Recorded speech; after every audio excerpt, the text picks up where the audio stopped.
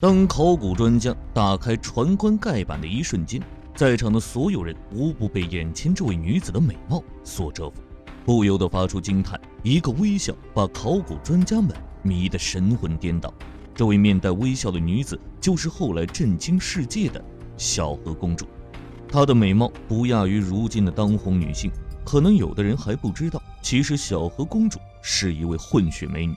2003年，中国考古专家王炳华在新疆罗布泊发现了小河墓地。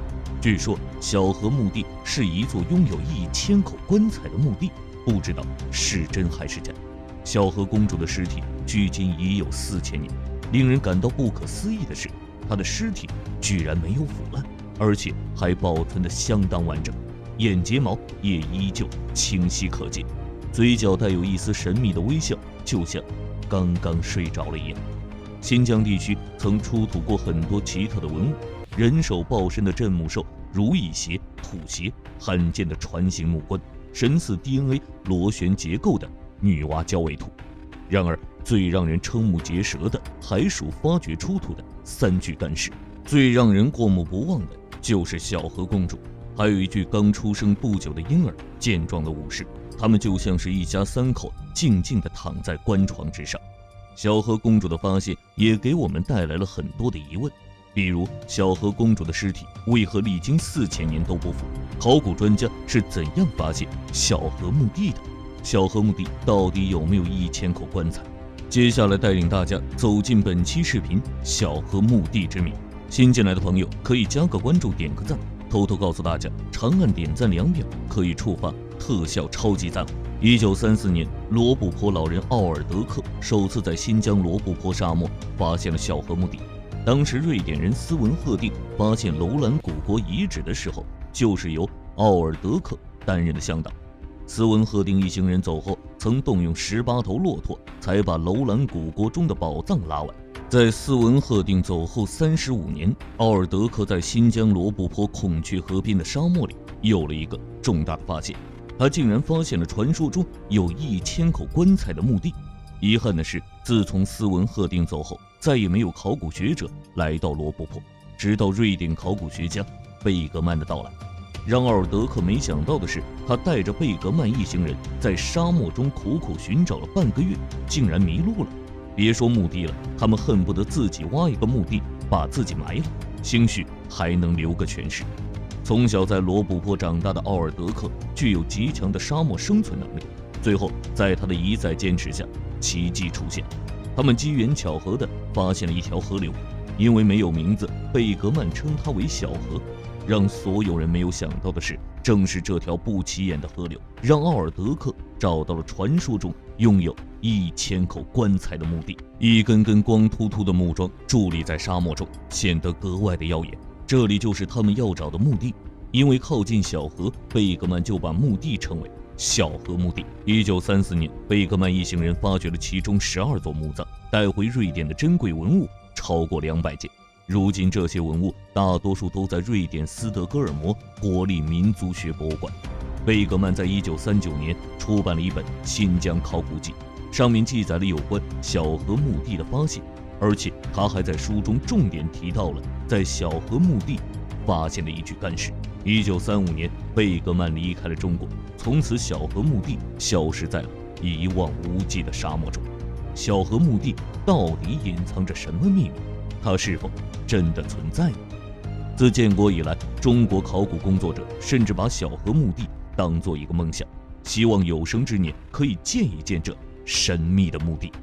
直到1979年，考古专家王炳华组织一支考古队前去罗布泊寻找小河墓地，可是一行人苦苦寻找了1个月，也没有找到小河墓地。时隔1年，王炳华再次组织一支考古队前去罗布泊寻找小河墓地，最后还是无功而返。难道小河墓地神秘的消失了吗？2000年12月，考古专家王炳华又一次踏进罗布泊。这一次，王炳华随身携带了贝格曼写的《新疆考古记》，还有他当年走过的路线图，在茫茫沙漠中寻找小河墓地的足迹。然而这一次和前2次一样，始终不见小河墓地的影子。这里除了一眼望不到边界的沙漠，就是枯死的胡杨树。晚上，考古队员们只能睡在冰冷的睡袋里，白天饿了只能啃着像石头一样硬的馒头。时间一天天的过去，考古队临行前带的水和食物已经消耗殆尽，如果不离开，极有可能葬身沙漠。正当所有人都以为王炳华会放弃时，王炳华却做出了一个大胆的决定：再等等，再等3个小时。正是因为王炳华坚持的这3个小时，奇迹出现。王炳华终于发现了传说中拥有1000口棺材的小河墓地。远处有一片馒头形状的沙丘，沙丘的上面伫立着很多胡杨林树干。其实这些胡杨树干是墓地上耸立的木桩。小河墓地上面散落着数量众多、大小不同的船棺。一具婴儿干尸令在场所有人惊叹不已，因为当时王炳华一行人所带的水和食物已经耗尽，加上挖掘工具没那么齐全，为了避免破坏墓中的文物，王炳华并没有对小河墓地进行更深入的考古发掘与研究。2003年12月，有考古专家伊蒂利斯带领考古队挺进小河墓地。传说拥有1000口棺材的小河墓地即将被揭开。伊蒂利斯一行人到达小河墓地以后，立即对小河墓地进行了科学发掘工作。考古发掘工作刚开始，他们就面临了一个极大的挑战，因为地处罗布泊地带，罗布泊又被称为死亡之海，所以这里的环境非常的恶劣。往往考古发掘工作还没开始，散落在地表的珍贵文物就会被卷起的沙子掩埋起来。为了解决这一问题，考古专家决定使用传输带将墓地上方的沙子运到小山包的下方。尽管考古队带来了很多的高科技考古工具，小河墓地的发掘工作还是被恶劣的天气屡屡打断。用了60年寻找的小河墓地，没想到在最后发掘工作上面竟停滞不前。幸好考古队员们最后都坚持了下来。经过几天的时间，小河墓地表面的沙子被考古队员们清理完成。终于，木桩下面露出了一具具用牛皮包裹着、形状像小船一样的棺材。考古人员大致数了一下棺椁的数量，结果令众人大吃一惊，只有几十具棺材。说好的1000口棺材呢？虽然没有看到1000口棺材，但是打开的船棺却一点没让考古专家失望。一具婴儿干尸，一具男性干尸4肢，还有发达的肌肉，出土的陪葬品也是相当的丰厚。第二天早晨，所有的考古队员们都聚在了一起，他们即将打开一具震惊世界的船形棺床。船棺的上面盖有3张木板，一张新鲜的牛皮把船棺裹得严严实实。揭开牛皮，船棺露了出来。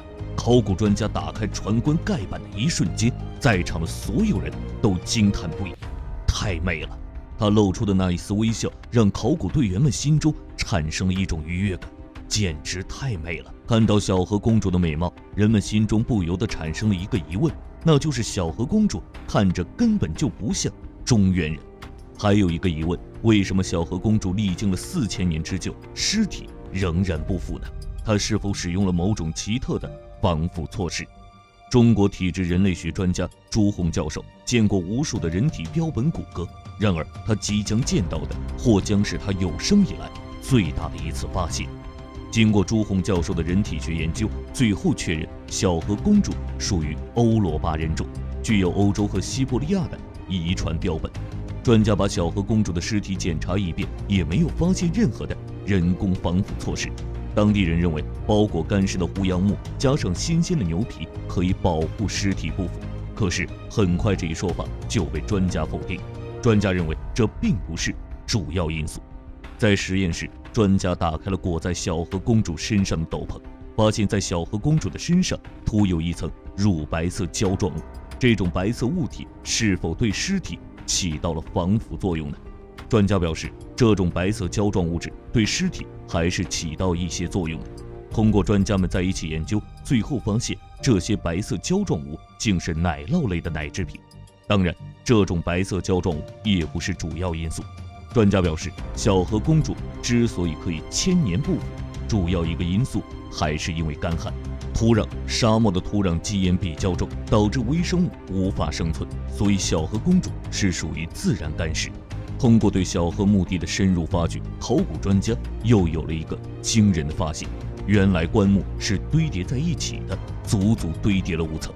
当时的小河部落为何要用这种罗列的方式埋葬死者呢？从堆叠的5层棺木可以看出，他们被埋于不同的年代。于是，考古专家依次提取了这5层棺木的样本，发现最下层的棺木距今已有4000年的历史，而第5层棺木距今也有3800年的历史。据考古专家统计，发掘的古墓加上被盗的古墓，大约有350多口棺材，这和传说中的1000口棺材差得有点远。这到底是怎么回事呢？专家推测，小河部落的人口并不是很多，可能也就几百人。小河墓地之所以被称为1000口棺材墓地的原因，专家推测，当时奥尔德克看到小河墓地上面有大量的船棺，还有零零散散的人体骸骨，误认为有1000口棺材，所以后来就一直被人们认为小河墓地有1000口棺材，这就是1000口棺材的由来。你对小河公主有什么看法？欢迎留言讨论。好了，本期视频到这里就结束了，咱们下期视频不见不散。